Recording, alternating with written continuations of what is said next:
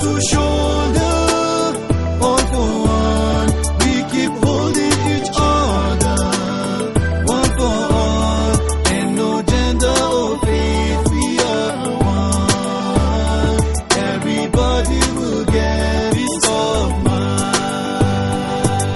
Shoulder to shoulder, all for one. We keep holding. Welcome to tonight's episode of the Kaduna Intrafaith Youth Debate. Tonight's topic: an agro-based economy is better for Nigeria than the oil economy. That's the topic that these young people are going to be debating tonight. But in tonight's episode, we have a special arrangement. The opposing team have been disqualified because of their absence from this debate. But we still have the proposing team. Give it up for the Emerald team. As a process in this competition, the debate must go on, even if the opponent is absent. So we have made up our mind to make sure that the Emerald team come and give us the points that they have concerning this topic for tonight. Ladies and gentlemen, give it up again once for the Emerald team for making it up here tonight. And let's make welcome my judges. Give it up for the judges. Come on. And clap for yourself, audience, beautiful audience in the studio.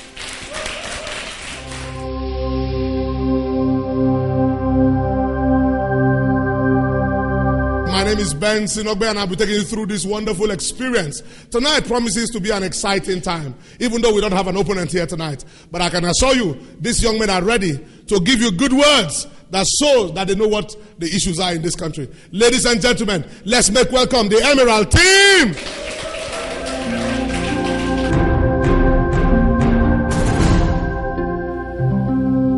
Isaac Newton, 1689.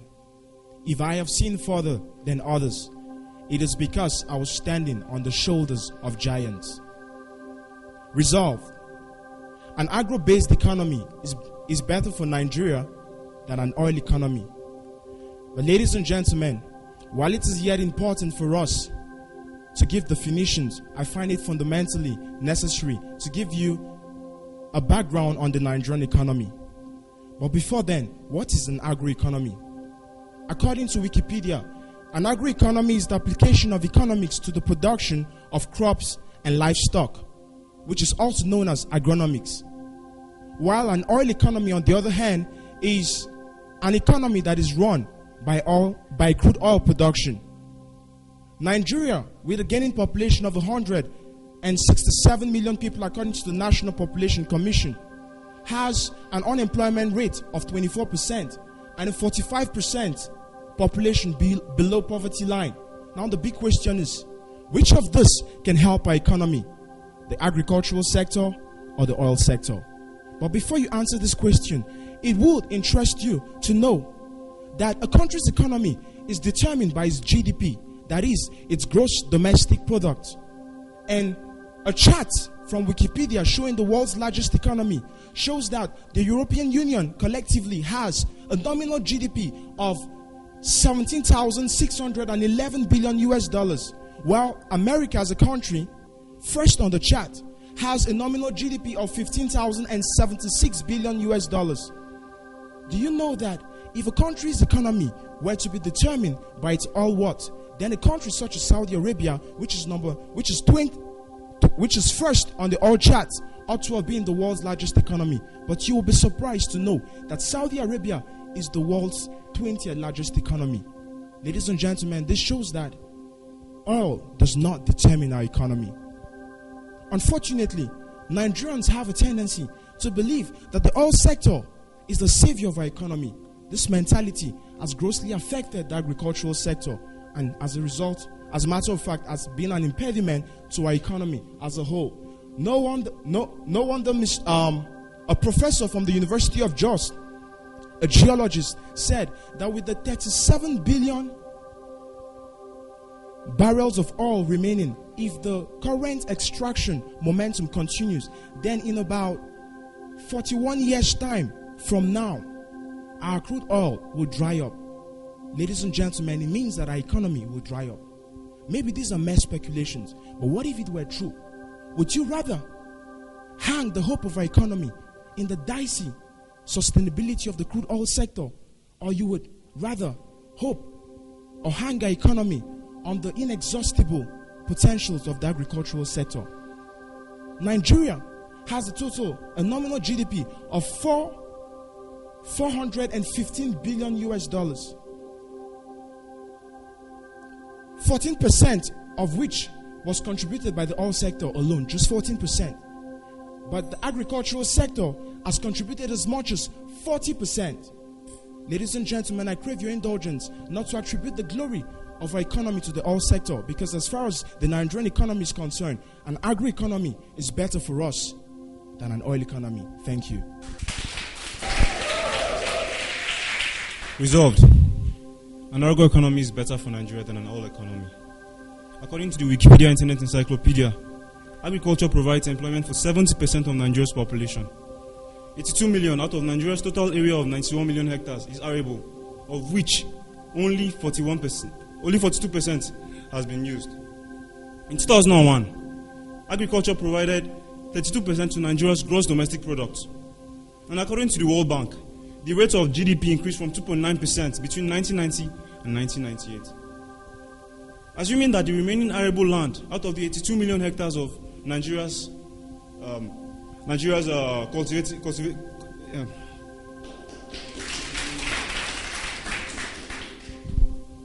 assuming that the remaining arable land of Nigeria is used, you will see a sharp increase in Nigeria's employment from 70% to almost 90%. That, ladies and gentlemen, cannot be said about an oil economy. I stand before you today to assert the notion with economic facts and political and social facts that an agro-economy is better for Nigeria than an oil economy. Agriculture has contributed mostly to Nigeria's gross domestic product, accounting for 33% of Nigeria's foreign exchange through non-oil production activities. And although the sector has experienced neglect by the federal government since the discovery of oil in 1950 by the British in the Niger Delta, we see that its importance to Nigeria's economy cannot be overemphasized. In juxtaposing the effects of agriculture to the effects of oil exploration in Nigeria, we see that whereas agriculture bears little or no negative effects on Nigeria's economy, oil spells doom to Nigeria's economy. Consider the downstream oil sector, where the federal government depends solely on oil multinationals in distributing and selling their products. How about the neglect of the agricultural sector since the so-called oil boom and impoverishment of the rural population? Oil exploration causes conflicts in Nigeria. We see that oil exploration has also resulted in a tendency for the governing elites to be corrupt. We also see that oil exploration has resulted in the rent-seeking mentality of our governing elite as well, and a diminished willingness of the government to pursue reforms. The oil boom of 1973 led to borrowing by oil exporting countries, in which they tried to forestall the shortfalls from oil revenues, Nigeria inclusive.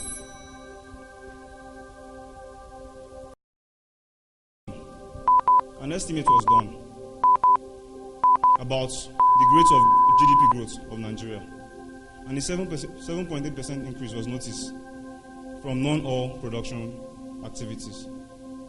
It means that oil exploration is dispensable, and that an agro-economy is better for Nigeria than an oil economy. Thank you.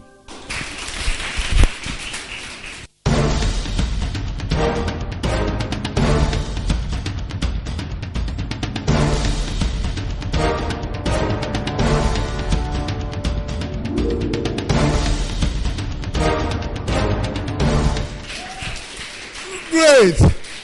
Maybe it was this fearsome debating prowess that made the Jade team to abscond. But you'll agree with me, the Emerald team have done so well. Please give it up for the Emerald team. That was good. That was good.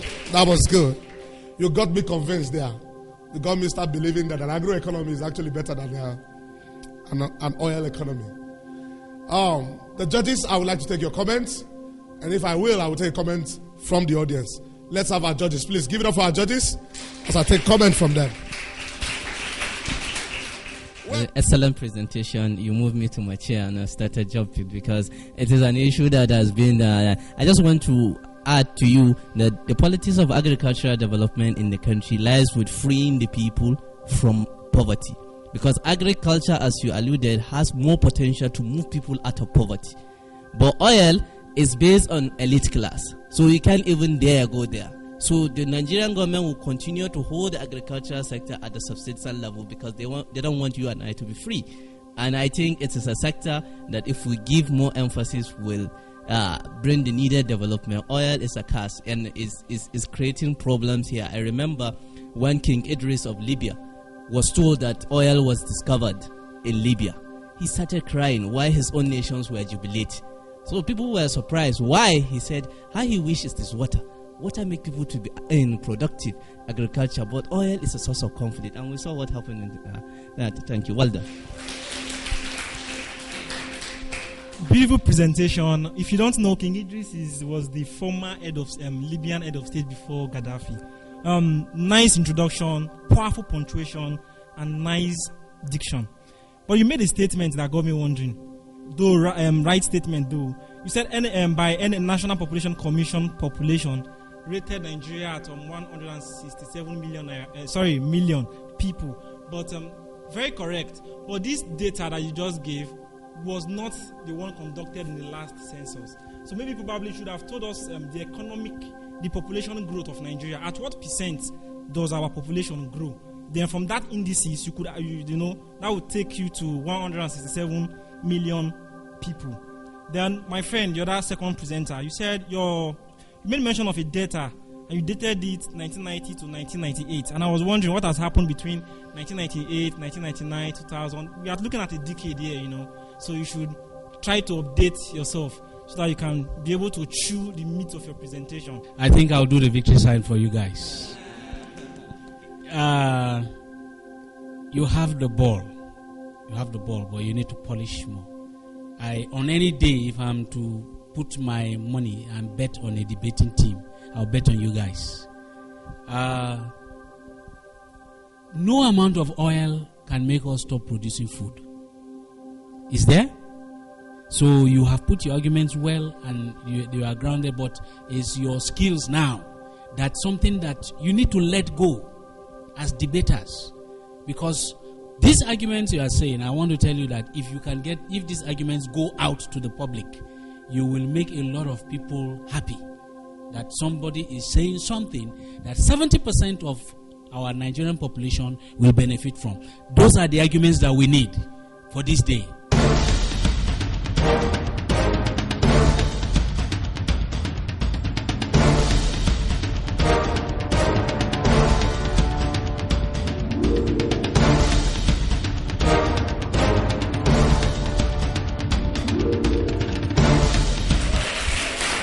Beautiful comment from the judges and wonderful presentation by the Emerald team.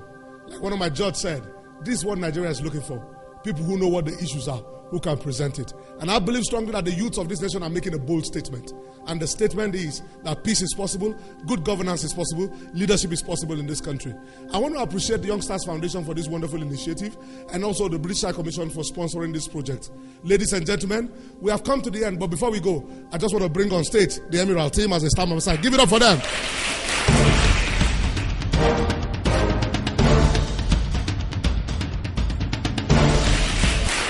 Wonderful. You guys have done so well. I'm not too sure that... did you have a pre-contest before you came with your opposing team? Was there a pre-contest? No, sir. No pre-contest? There was no pre-contest? No. Wow. You must have scared those guys to their very soul, I guess. I feel this debate is a good thing. And for them to have the way the way they compile the team is kind of a good thing because you have one Muslim, one Christian in a team. So it's a very good thing. And I would also want the project to continue because it's a very good thing, kind of bringing people together to come and learn about coexistence between the Christians and the Muslims in the country, because as Nigerians, I believe we're one. So anything that is being done in this country, whether it's negative or positive, it affects everybody. So this project should continue in order to bring peace, so that people around can learn about peace and learn how to stay together as country and as Nigerians. I'm really impressed about what I've seen so far, because most of the participants, really, I didn't expect them to behaved or acted or presented the way they did. To my greatest surprise, I'm very fulfilled. Coming down here to see the unity and the peace, though the mission is to enhance peace in the society. And this actually is my first time of being here, and the whole thing is kind of inspiring. Actually, since the whole event started from the beginning, he has quite a lot told us about it. And actually, we have not had the opportunity of being here until today. But before then, we usually felt the impact in him that really he's coming to somewhere and he's learning something new, which he has really taught us all this while over there in school. The first thing that impressed me was the concept of intrafaith. I used to have this philosophy of interfaith, thinking we are supposed to be divided, we're supposed to be living in two different worlds, as a matter of fact, two poles apart. By the time I see a Muslim, the first thing that should come to my mind is that he is not of the same faith with me. So it makes him an inter who is a little bit outside of me. That is the first thing I've come. But when I came in here, I had a problem with that, because I was carrying a syntactic understanding, a literal understanding of what intra means. But I was given a new explanation. I come to have a better understanding that intra, from a contextual point of view, as they were using it, I discovered that I have problems with my understanding of the meaning itself. So I quickly switch off, knowing fully whether there is something, there's difference between syntax and semantics in English language. I decided to switch quickly to semantics, and I got the meaning from that point of view. And I understood now that we are not even supposed to be against ourselves. As a matter of fact, we are together. So it should be an intra, not inter. That is the first thing that struck me with this whole project. I stand for unity. I stand for peace. Enough of this barbaric attitude that is found in our society, that we cannot sit down and accept ourselves and cohabit and coexist together. I am for it. That's why I want to stand and speak about it. Considering the situation we have in our country, the crisis, I think any forum that brings about the two different parties together to work together is a very good idea that really should be supported and promoted.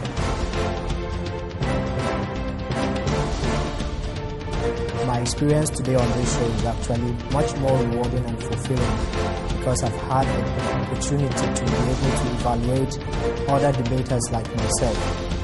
And because of the structure of this program, it's actually a very rewarding program in that you see youths coming together and channeling their energy and their passion into a battle of respect, not with words and guns, but of words and in a respectable manner. And not only for a star prize of pecuniary advantage, but also in order to make a difference in their community, considering the common problems we are experiencing in the country today. So for me, of everything that is going on, that is the best I can take away from this whole program. And I want to encourage others and viewers out there to actually imbibe the same culture.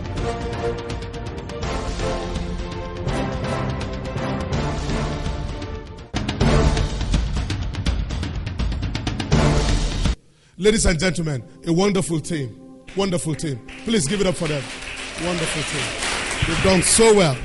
And I believe strongly that without an opponent to contest with, they are the leading team that is going into the next stage of this competition. And remember, the star prize is 250,000 naira, given to the winning team to initiate a peace project in Kaduna, to return the lost glory of this state, to return the once peaceful state that we had. I remember Kaduna used to be known as a liberal state. This is a place of liberality. This is a place that everybody is welcome. And that lost glory must must come back to the state. Ladies and gentlemen, thank you for staying with us. And viewers at home, thank you for viewing. As we come back again next week, join us. Good night, Kaduna State! Shoulder to shoulder, all for one. We keep holding each other, one for all, and no gender or faith. We are one. Everybody.